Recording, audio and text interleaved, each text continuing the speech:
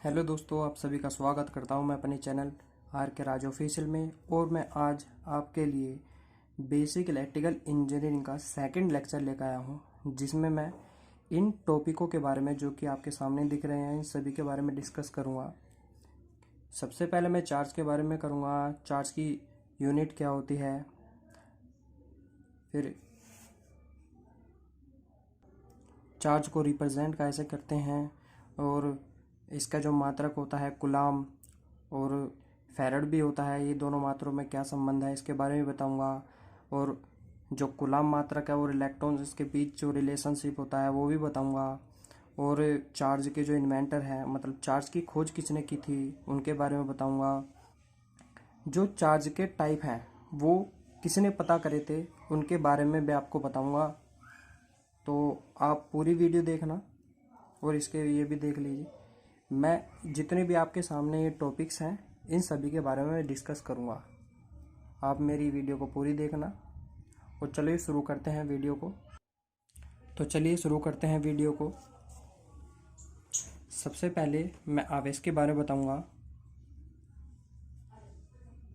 आवेश जिसे कहते हैं हम चार्ज।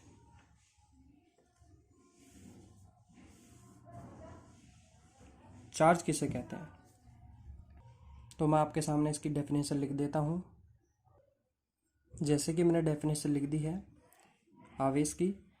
आवेश के बारे में जैसे लिखा है, यह एक ऐसी अदृश्य या इमेजिनरी घटना है, या कह सकते हैं कि यह एक किसी पदार्थ का ऐसा गुण होता है जो किसी भी पदार्थ, बॉडी या सब्सटेंस पर एक आकर्षण या प्रतिकर्षण बल का अनुभव कराता है या करता है। तो चार्ज को अंग्रेजी के क्यू अक्षर से प्रदर्शित करते हैं, कैपिटल क्यू से, तथा इसका मात्रक कुलाम होता है।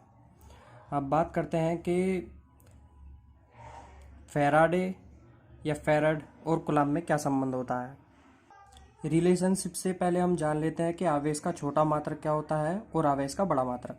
तो आवेश का छोटा मात्रक होता है कुलाम और आवेश का बड़ा मात्रक होता है फैराडे। इसे फैराडे भी कहते हैं कभी कभार। तो एक फैरड बराबर जो होता है वो 96,500 कुलाम के इक्वल होता है। अब बात करते हैं कि एक इलेक्ट्रॉन बराबर कितने कुलाम होते हैं, या एक कुलाम बराबर कितने इलेक्ट्रॉन होते हैं, मतलब relationship between Coulomb's and electrons. जैसे कि मैंने आप सभी को अपने पिछले लेक्चर, जो कि लेक्चर नंबर 1 था, उसमें बताया था कि एक इलेक्ट्रॉन पर कितना आवेश होता है। हम जानते हैं कि एक इलेक्ट्रॉन पर 1.6 गुणा 10⁻⁻19 कुलाम आवेश होता है। और इसी प्रकार एक इलेक्ट्रॉन बराबर 1.6 गुणा 10⁻⁻19 कुलाम, तो एक कुलाम बराबर हो जाएगा 1/1.6 गुणा 10⁻⁻19। हम इसे डिवाइड में ले आए।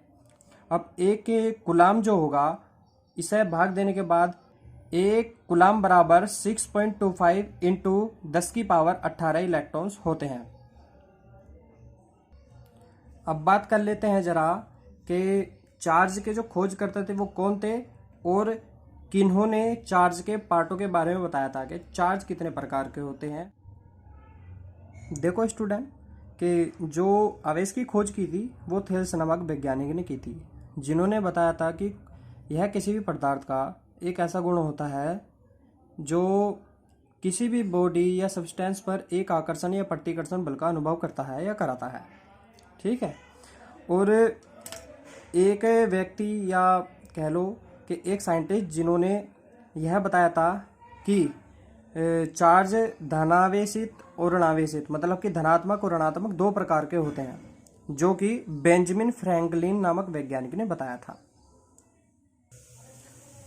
तो बेंजामिन फ्रैंकलिन ने यह देखा कि जब दो बॉडी या पिंडों को आपस में रगड़ते हैं, रब करते हैं, तो उनके बीच इलेक्ट्रॉनों का स्थानांतरण हो जाता है। मतलब कि प्रत्येक बॉडी इलेक्ट्रॉन्स, मतलब नाभिक या परमाणु से बनी होती है, क्योंकि परमाणु के अंदर ही प्रोटॉन, न्यूट्रॉन और इलेक्ट्रॉन्स होते हैं।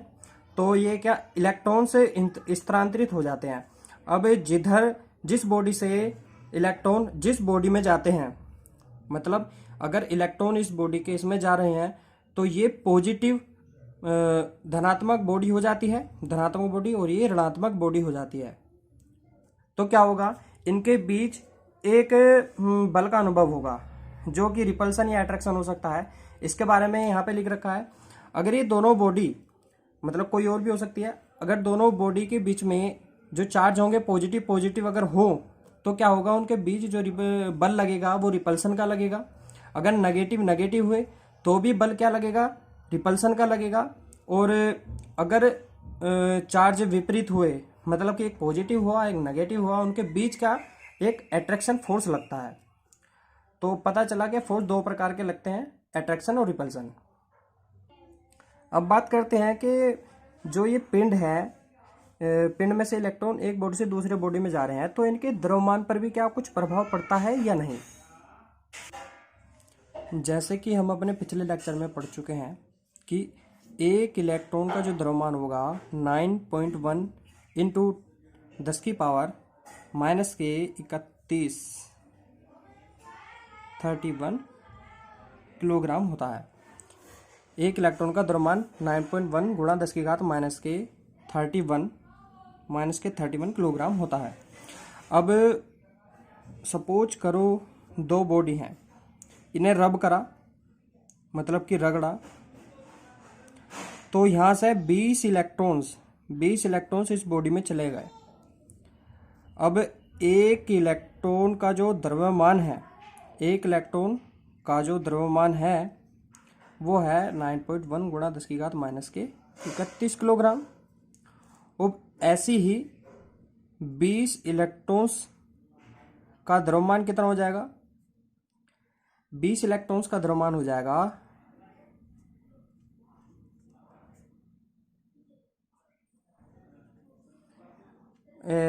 20 इलेक्ट्रॉन्स का द्रव्यमान 182 इंटू 10 की पावर माइनस की 31 किलोग्राम, या फिर हम कह सकते हैं 1.82 गुणा 10 की पावर माइनस के 29 किलोग्राम।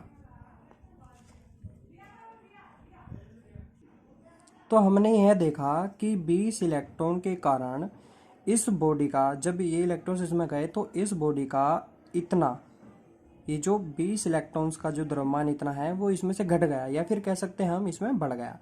तो हमें पता चला कि इलेक्ट्रॉन्स के स्थानांतरित होने पर पिंडों के द्रव्यमान में परिवर्तन होता है।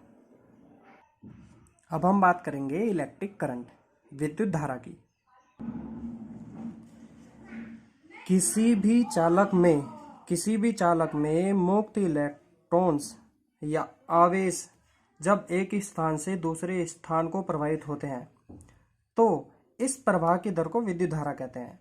या कह सकते हैं कि किसी भी बॉडी में आवेश प्रवाह, समय के साथ यदि आवेश प्रवाहित होता है तो यही आवेश प्रवाह की दर विद्युत धारा कहलाती है। इस आवेश प्रवाहित दर को, मतलब कि इस धारा को, विद्युत धारा को I से प्रदर्शित करते हैं। I बराबर Q/T होता है, क्योंकि आवेश और समय, आवेश प्रवाह की दर विद्युत धारा कहलाती है, जिसका मात्रक I का मात्रक, मतलब विद्युत धारा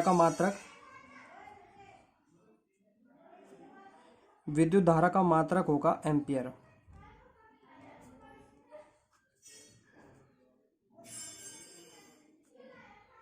AMPERE, एम्पियर।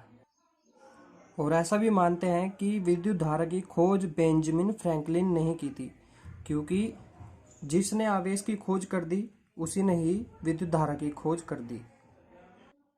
अब बात करते हैं किसी भी चालक में हम इलेक्ट्रॉनों की मात्रा कैसे ज्ञात कर सकते हैं। तो मैंने लिखा है, किसी भी चालक में इलेक्ट्रॉनों की मात्रा उस चालक में प्रवाहित होने वाली धारा तथा समय के गुणनफल के बराबर होती है। कह सकते हैं कि इलेक्ट्रॉन की मात्रा बराबर I/T, जो कि आवेश होगा, इलेक्ट्रॉन की मात्रा आवेश। अब एक सूत्र पढ़ रखा होगा आपने, Ne, ये आवेश की मात्रा का सूत्र है। मतलब कि यह है इलेक्ट्रॉन्स। इस सूत्र से पता चल रहा है कि आवेश की जो मात्रा है वो एनी मतलब कि नंबर ऑफ इलेक्ट्रॉन्स, और ये इलेक्ट्रॉन्स है जिसका मान 1.6 गुणा 10⁻⁻⁻�19 होता है। अब यहाँ से क्या है, ये जो आवेश है और ये दोनों इक्वल होंगे, एन ई बराबर आई टी। तो इस सूत्र से हम नंबर ऑफ इलेक्ट्रॉन्स ज्ञात कर सकते हैं। ई का मान 1.6 गुणा 10⁻⁻⁻19 कूलाम होता है, और आई यहाँ पर धारा है और टी यहाँ पर समय है। हमें पता है कि विद्युत धारा आई बराबर क्यू अपॉन टी, या इसे बड़ा क्यू भी कह देते हैं, कैपिटल क्यू। तो आवेश प्रवाह की जो दर होगी वो विद्युत धारा कहलाएगी। अब यहाँ पर इसका मात्रक एम्पियर। अब हम डेफिनेशन करेंगे 1 एम्पियर की। आवेश, यदि किसी विद्युत परिपथ में 1 कूलाम आवेश 1 सेकंड में प्रवाहित होता है, 1 सेकंड में प्रवाहित होता है, तो उस परिपथ में विद्युत धारा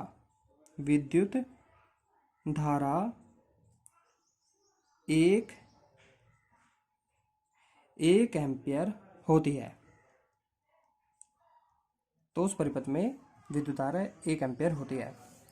दोस्तों, अगर मेरी वीडियो आपको थोड़ी सी पसंद आई हो या मेरा लेक्चर अच्छा लगा हो तो मेरे चैनल को ज़रूर सब्सक्राइब करना और मेरी वीडियो को लाइक ज़रूर कर देना, और कमेंट करके बताना कि आपको वीडियो कैसी लगी, और अपने दोस्तों को ज़रूर शेयर करना। धन्यवाद।